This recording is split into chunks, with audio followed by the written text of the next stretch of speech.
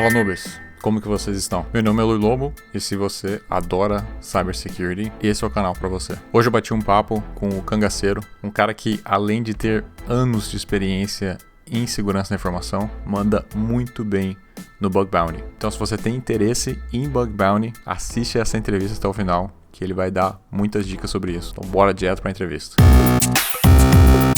Cara, quando que você percebeu que você queria trabalhar com segurança da informação? Eu meio que comecei a brincar com segurança, assim. Eu nem vislumbrava trabalhar, na verdade, na área, mas eu sempre gostei da área. Antes mesmo de entrar na faculdade, eu ficava aquelas coisinhas de lamer, de pegar e ficar tentando invadir site com SQL Map e fazer esse tipo de coisa. Acho que por volta de 2016, 2017, eu comecei a brincar com isso, e logo após eu entrei na faculdade. Era uma faculdade que só tinha essa aqui, mais voltada para a área, né, de TI, assim, que foi ADS, né, análise de sistemas. Lá tinha a disciplina de segurança da informação, só que, como a maioria das faculdades, não se aprofunda tanto assim, principalmente na área de segurança, porque era mais voltada para desenvolvimento, e no final das contas ela não se aprofundou nem em desenvolvimento, nem em segurança.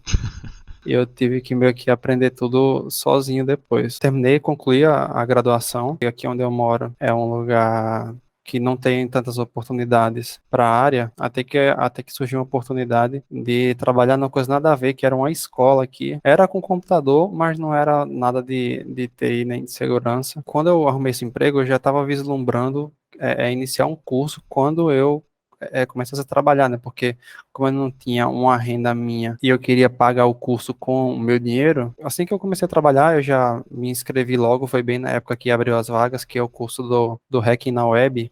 Acho que você deve conhecer, né? Conheço. Muito bom. E nele eu conheci algumas pessoas. Nós montamos um grupo de estudos e todas as noites a gente se reunia para estudar. Por mais que a minha rotina fosse bastante corrida, eu procurava não queimar ali, né? Não faltar nos encontros, porque nessa época eu também não tinha um computador próprio. Eu meio que dividia um notebook com meu irmão, então eu só conseguia usar o computador a partir das 6h30, 7 horas. Eu jantava, já ia pro computador, e aí o céu era o limite. Eu madrugava, ia para 2, 3 da manhã com o pessoal fazendo CTF, fazendo bug bounty, mesmo sem saber nem o que era bug bounty, sem nem saber o que estava fazendo. E meio que o meu início, assim, foi esse. Quando você fala que estudava, o que era, assim, uma coisa bem prática que você estudava? Era o tryhacking mesmo. A gente escolhia uma máquina. Como a gente era iniciante, a gente escolhia as máquinas mais fáceis e que o pessoal mais tinha feito. E às vezes a gente fazia tipo, ó, cada um faz o seu. Se a gente se atrasar muito, se a gente ficar muito agarrado, um vai ajudando o outro. E assim a gente foi indo. Era meio que uma mão lavava a outra. E você lembra da primeira vez que você pawnou a máquina, assim, que você falou, putz, cara. Eu lembro que foi, eu acho que aquela. Porque tem duas máquinas no tryhacking, tem a Blue e tem a Ice. Eu não lembro qual foram das duas. Mas quando você tem aquela sensação de tô executando o código na máquina, tô executando o comando na máquina aqui, remotamente, mesmo que num ambiente controlado, num CTF ali, para mim foi um feito bem interessante, assim. Fiquei feliz. É aquele tipo de coisa que quem não tem essa vontade, essa paixão, não vai entender, né? E qual que foi o primeiro emprego que você falou assim, cara, quero trabalhar na área de segurança da informação, e aí você buscou o primeiro emprego na área? Foi bem na loucura também, porque enquanto eu trabalhava na escola, eu fazia parte de um grupo que o pessoal se juntava para fazer bug bounty. Esse grupo era parte do grupo de estudos. A gente conseguiu algumas recompensas. Vamos supor, a equipe é eu, você e mais uma pessoa. Se você encontra uma falha, divide com as outras. E meio que ficou acordado isso entre todo mundo sabia. Com a primeira recompensa que a gente recebeu, eu comprei meu primeiro computador, e foi aí onde eu tive mais gás, mais oportunidade. E logo após veio a pandemia, que meio que facilitou, né, de alguma forma, para que os trabalhos remotos ficassem mais acessíveis, né. Eu aplicava em todas as vagas de júnior que eu via. Você lembra do seu primeiro bounty que você fez sozinho, assim? Lembro, foi Foi até uma recompensa alta para o primeiro, foram $2.500 num LFI. Quando você adicionava um item no carrinho, ele enviava aquela requisição e dentro daquela requisição tinha um parâmetro chamado Template Path. Quando eu vi a palavra Path, eu lembrei logo de LFI, de Path Transversal, que é quando você passa o caminho ali e ele meio que vai acessando os arquivos, acessando os diretórios. E foi tiro e queda, eu só coloquei lá o ponto barra etc pswd. Aí bateu, eu não acreditei. Aí gravei o vídeo lá da POC e mandei para os caras. Quando eu peguei essa falha que eu reportei, eram vários domínios da mesma empresa, eu repliquei em todos estavam com a mesma vulnerabilidade. Eu acho que são mais de 40 domínios com a mesma vulnerabilidade, mas eles só aceitaram um, Ah, ok. que foi esse primeiro, mas valeu. Ou seja, você conseguiu acessar um diretório que não era para você Não, conseguir. eu consegui acessar tudo, tipo, a chave privada da SSH dos caras, credencial do credencial do Google, tanto é que eles passaram, acho que 22 horas para triar e pagar a falha. Nossa, super rápido. Ou seja, eles perceberam que o negócio era feio Sim, mesmo. a criticidade foi absurda. E pra gente entender um pouco o que acontece do outro lado, né? Quando você reporta essa falha, por exemplo, o que você acha que os caras deveriam ter feito para evitar que isso acontecesse? Só tratar o parâmetro para que ele não tivesse essa função ou ele nem existir na aplicação, porque, ao meu ver, não faz sentido um endpoint que vai chamar um arquivo, que vai fazer essas consultas no servidor, sendo que você está adicionando um produto no carrinho, não tem sentido. Recentemente, qual é o, assim, mais atualmente, qual que é a falha que mais você tem encontrado? Eu acho que não só eu, como a maioria, encontra muito XSS, Open Redirect e Information Disclosure, mas XSS é disparado campeão. Acho que na minha conta da BugCrowd deve ter quase 200 XSS reportados. E você tem algum sistema para pegar os payloads e ir testando, ou você vai no braço mesmo? Eu tenho algumas formas meio que diferentes do que algumas pessoas fazem, porque a maioria da galera, eles já pegam sei lá, aquela URL é possivelmente vulnerável. O pessoal já sai tacando o payload, e muitas vezes a aplicação já bloqueia algumas aplicações. Se tiver o nome script na tag, ele já bloqueia, mas se você colocar uma payload que comece com IMG, ele não bloqueia, ou outras palavras. Tem aplicações que se baseiam nisso. O que é que eu costumo fazer? Eu crio uma tag que não existe, coloco maior que, menor que, e dentro eu coloco, sei lá, cangaceiro. Taco em alguma ferramenta, HTTPX, qualquer ferramenta, e vejo se ela vai encontrar no código-fonte exatamente aquele trecho sem o encode, porque a maioria das aplicações, elas encodam esses caracteres, né, maior que, menor que, e muitas vezes é o maior impedimento para que o XSS aconteça. Então, eu faço primeiro essa análise, eu pego essa payload com a tag que não existe, coloco para fazer as injeções, e se ele identificar que foi encontrado no código-fonte ali, aí eu vou fazer uma análise manual e também usando ferramentas automatizadas como XSS Strike, etc. E é basicamente esse o processo que eu faço para encontrar XSS. Pra galera que gosta do Information Disclosure que você citou, isso aí é uma coisa mais de investigação mesmo, de DORC no Google, essas coisas assim, ou não? Tem automação até para isso também? Tem automação, mas é uma coisa bem que varia muito, porque com fuzzing você consegue encontrar muita coisa, com DORCs, como você falou, você consegue encontrar muita coisa. Com fuzzing, por exemplo, eu já encontrei um arquivo CSV na raiz da aplicação que os caras me pagaram $1.000 por um arquivo CSV que estava na raiz, que tinha usuários de domínio, só não tinha senha, mas tinha o usuário, tinha o e-mail, tinha o privilégio. Quando o usuário foi criado, só não tinha senha mesmo.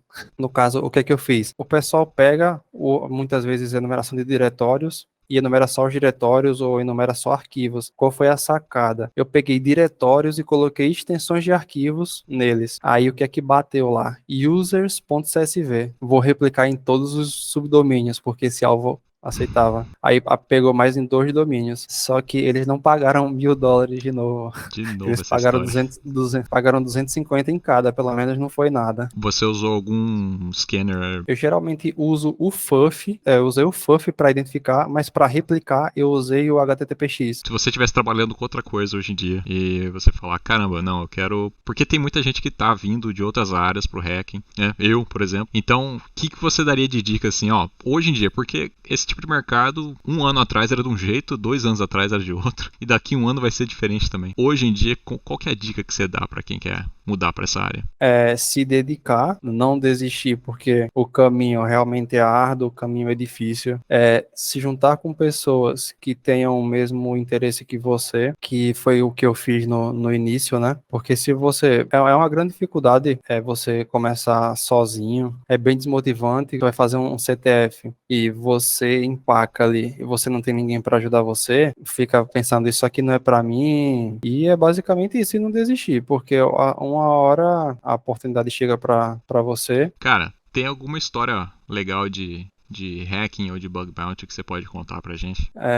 Tem uma que não vou contar em que situação aconteceu, nem onde, nem como, mas a gente encontrou, eu e um pessoal, a gente encontrou uma vulnerabilidade em uma aplicação de low code, uma plataforma para desenvolver aplicações meio que como se fosse um Wix, aquela parada de arrasta e solta, só que uma coisa absurda de porca em que você vai analisar as requisições e tipo na requisição de login já bate uma query SQL em texto plano na própria requisição, e isso é só o início. Nessa plataforma a gente conseguiu se cadastrar, tipo, para testar a aplicação. Sei lá, você quer comprar a aplicação deles, aí eles oferecem lá que você faça um cadastro sem nem que eles aprovem, e aí a gente foi lá, criou um usuário. Aí dentro da plataforma tinha algumas funcionalidades. Lá tinha uma funcionalidade de upload de foto de perfil. Eita.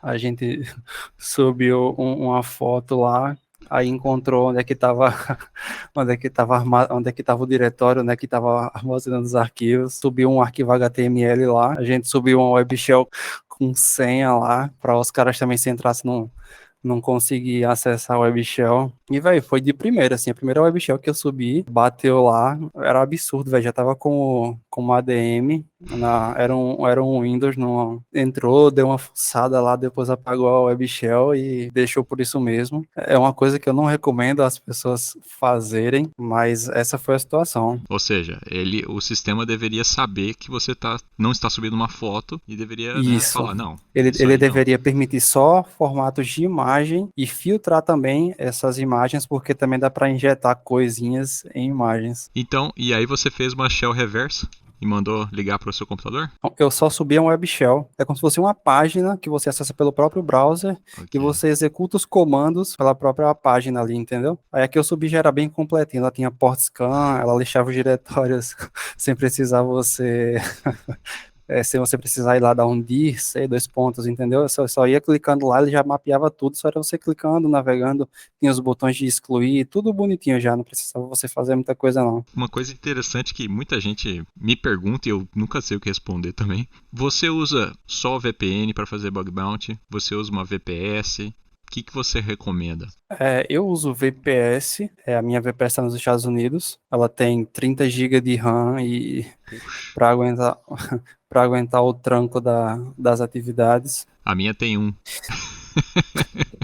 Eu só uso se eu perceber que eu fui bloqueado. Eu geralmente não costumo usar porque muitas vezes atrapalha, deixa as conexões muito lentas, porque você vai fazer uma análise em vários hosts e já fica uma coisa meio lenta. E se você for passar uma VPN, passar alguma coisa do tipo, vai ficar mais lenta ainda, vai demorar ainda mais. Então eu só faço essa parada se eu notar que realmente eu tomei algum bloco ali, eu tô tomando um drop, aí eu subo um Anon Surf ou um Proxy Change da vida e volto à atividade. No meu PC pessoal aqui para fazer, quando eu vejo que tomo bloco para fazer alguma coisa que eu queira, eu tenho uma VPN aqui também, que eu comprei e eu uso ela. Eu já vi muitos profissionais falando isso. E eu, como iniciante em bug bounty, sempre me vem isso na cabeça. A HackerOne é a mais famosa de todos, todo mundo quer ter um nome lá e tal, perfil, não sei o que. Mas tem Integrity, por exemplo, tem Bugcrowd, tem outras que a galera às vezes conhece, às vezes não. E muita gente me fala assim, ó, deixa a HackerOne de lado por enquanto, porque os programas públicos que aparecem lá é muita gente do mundo inteiro. Então, assim, é muito rápido. Os bugs mais fáceis, eles acabam muito rápido. E para quem está começando é muito difícil. Isso procede mesmo ou nada a ver? Ah, não, isso aí procede total. Não só na HackerOne, como na Bugcrowd também. Porque esses dias abriu um programa lá. O programa abriu de manhã e eu vi, era mais ou menos umas, acho que 11 da manhã. Eu acho que abriu cedinho. E quando eu fui ver, tinham 34 reportes já e 20 deles eram únicos. Só que na HackerOne é pior do que isso, né? Tem os caras mais bravos da área mesmo, né? Aí fica bem difícil competir e encontrar essas falhas mais bem elaboradas. Às vezes eu fico lá no Hacktivity só vislumbrando aquelas recompensas de 30k lá e 20k. Então, se os programas públicos da HackerOne e da Bugcrowd são muito lotados, você indica outras plataformas para quem quer começar? É porque como essas são meio que o Bugcrowd, a HackerOne e a Integrity são as mais famosas, você vai ter um suporte melhor nelas, as empresas, elas pagam melhor nelas também, mas tem várias outras que são meio que do underground, né? Então, tem a Inspective, tem a Federacy, tem os programas que não estão em nenhuma plataforma, que são independentes. Tem várias outras plataformas. E hoje em dia, com o perfil que você tem, você já deve ter feito parte de vários privados já. Já, eu acho que eu devo estar em uns 300 a 400 privados na Bugcrowd. Pra gente que isso ainda é um sonho distante, assim. Como que é a diferença? Você vê muita diferença entre público e privado? É absurdo, absurdo. Principalmente em alguns programas que, tipo, são fechados para determinada quantidade de pessoas. Quando você recebe um privado, chega no seu e-mail. Aí lá no e-mail já vem dizendo o programa paga de valor X a valor X e são apenas para, sei lá, 15 pessoas do mundo inteiro da plataforma que foram convidados para esse programa. E tipo, já fica uma coisa bem da hora, bem limitada e mais fácil de você encontrar as falhas ali, né? Um dos programas que marcou muito para mim, eram poucas pessoas que eram convidadas para esse programa. O escopo, ele não aceitava subdomínios, mas as aplicações elas eram gigantescas. Não precisava nem de subdomínio, porque só pelo path da aplicação, tipo, sei lá, google.com/cangaceiro era uma aplicação e google.com/porta era outra aplicação totalmente diferente. Então era gigantesco, com um DOR que deu para levantar muita informação. Nesse alvo em questão, eu acho que eu tirei quase $4.000 ou foi mais, que eu encontrei um RCE, um Subdomain Takeover, um XSS armazenado, Nossa. acho que dois refletidos, um HTML injection, aí recentemente o programa abriu de novo, aí eu encontrei mais um armazenado. Acho que tem 20 falhas na aplicação, acho que 8 foram minhas. Cara, eu tinha passado pra você um meme, não sei se você lembra lá no WhatsApp, Eu lembro. mas o meme é o hacker noob, né, que tá pulando várias etapas ali dos fundamentos dele, criptografia, programação, rede, né, a gente pode listar vários até, e vai direto pro penetration testing, vai direto para red team, né? Vai direto pro que é mais legal, que tá mais na moda, e de fato é divertido, né? Pô, é legal demais. Sim. Mas sem os fundamentos, você tá se complicando. Você acha mesmo isso? Ou dá pra dar tem alguns atalhos mesmo, assim, que você pode pegar? É como eu comentei no Instagram esses dias, você tem que saber o básico das bases e vamos supor, você estuda as bases de redes e toda aquela parte inicial de como funciona a internet, arquitetura de computadores. Eu entendo que você pode eu já começar a estudar, sei lá, o cara quer focar em web hacking, ele já pode dar início a estudar web hacking e ir estudando em paralelo, aprofundando as bases que ele viu anteriormente. Se a pessoa for se aprofundar mesmo nas bases inicialmente para, sei lá, aprender absolutamente tudo que deveria para só depois ele ir para realmente o que ele quer ali, talvez ele nem chegue lá, ele desista no meio do caminho, porque são muitas dificuldades. Assim, esse caminho foi o caminho que eu segui, não foi o melhor, não é o correto, mas assim, para mim funcionou, para outras pessoas talvez funcione, para outras pessoas talvez não, tenham que realmente aprofundar a base, para depois realmente ir para a mão na massa ali. Cara, muito obrigado pelas dicas, pela experiência. Valioso demais para quem tá começando. Quero trazer você mais vezes para cá. Que é isso, cara. Eu que agradeço aí pela oportunidade e o convite já tá aceito aí.